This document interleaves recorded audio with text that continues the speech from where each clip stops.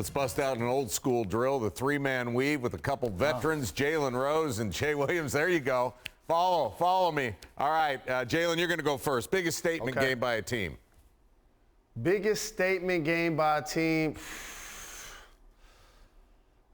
I'll say the Dallas Mavs, because here's why. I was one of the people that saw Kawhi Leonard and Paul George go to the Clippers. I saw them change coaches from Doc Rivers to T. Lue. They played each other in the playoffs last year, and Jay Will called it. The Mavs won today. Do you realize the type of pressure the Clippers are on in Game 2? Like, I look down at my phone, Neil, and I actually have social media. I'm just like you. I barely use it. And I saw Pandemic P and Playoff P both trending at the exact same time. The Clippers are under the most pressure. They got to find a way to get Game 2, because Luka was not playing with them boys in Game 1. I'll agree with Jay Rose on that one with the Mavs, but I'll also give you another one because it was the way they won.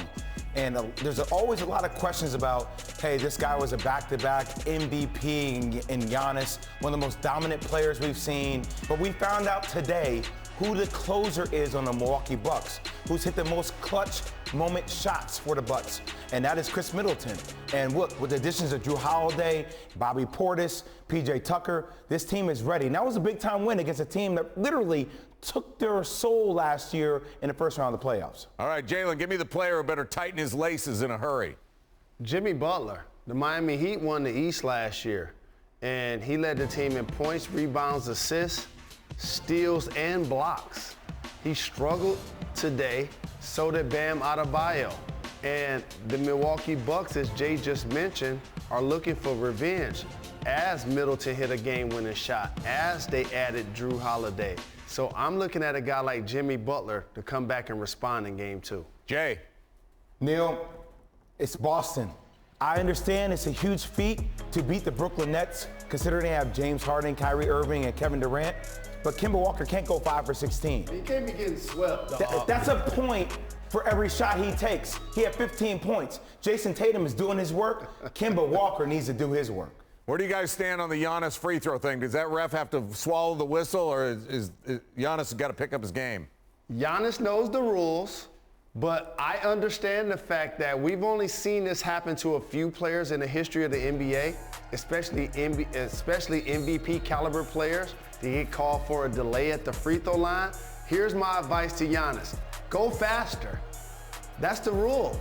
3 seconds is also a rule. They don't always call it, but when they do, it's like, he was in there for like 5 seconds. Giannis has to find a way to go faster and then step up and actually knock him down. Jay? Neil, I'm praying. You know why? I'm praying because I'm so happy I don't have to be on your great program tonight and talk about how, here we go again. The Milwaukee Bucks dropped the first game. Yes. Coach Bud, will he be there? Is Giannis is he going to be there? We didn't go down that road tonight. Not tonight, because Chris Middleton stepped up. And now we're talking about the Bucks being a contender, which we should have always been talking about with this team. All right. Thank you. I'm putting you on an island. You can only see one game Sunday. Which one you watching, Jalen? Lakers and Suns, because one team is the number 2 seed, and they had a terrific season, adding Chris Paul to go with Devin Booker. Mikal Bridges had a breakout year. DeAndre Ayton's going to get a chance to play in the playoffs. But they faced the defending champion Los Angeles Lakers as a 7th seed.